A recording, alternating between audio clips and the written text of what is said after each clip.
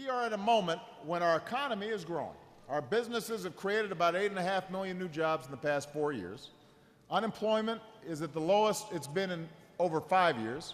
In Minnesota, it's lower than it's been in 6.5 years. Yesterday I launched new hubs to attract 21st century manufacturing jobs to America.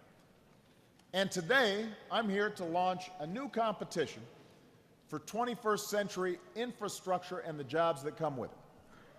Because any opportunity agenda begins with creating more good jobs. And one of the fastest and best ways to create good jobs is by rebuilding America's infrastructure.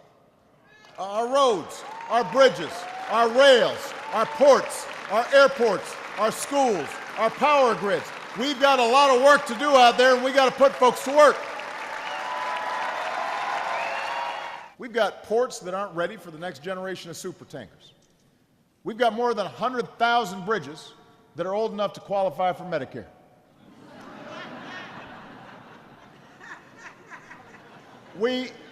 Everybody knows, and nobody knows better than Minnesotans, when we've gone through a winter like this, roads are wrecked, full of potholes all across the country.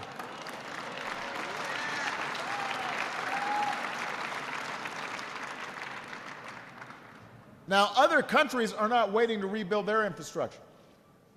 They're trying to outbuild us today so they can outcompete us tomorrow.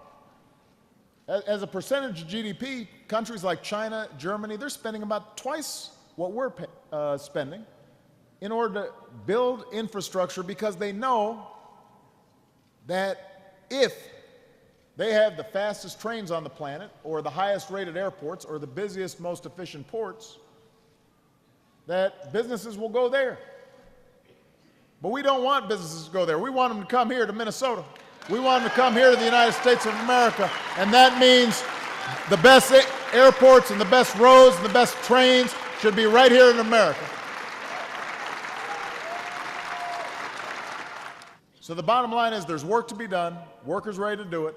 Rebuilding our infrastructure is vital to business. It creates good-paying jobs that, by the way, cannot be outsourced. This is one of Congress's major responsibilities, helping states and cities fund new infrastructure projects.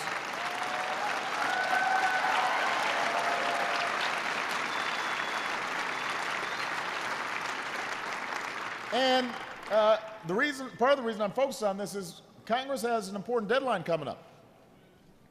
If Congress doesn't finish a transportation bill by the end of the summer, we could see construction projects stop in their tracks. Machines sitting idle, workers off the job. So next week, I'm going to send Congress a budget that funds rebuilding our transportation infrastructure in a more responsible way by doing it over 4 years, which gives cities and states and private investors the certainty they need to plan major projects.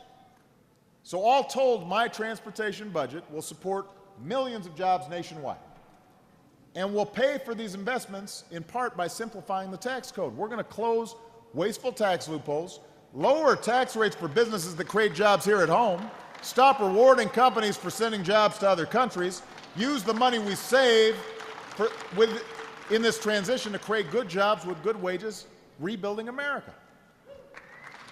It makes sense. It makes sense.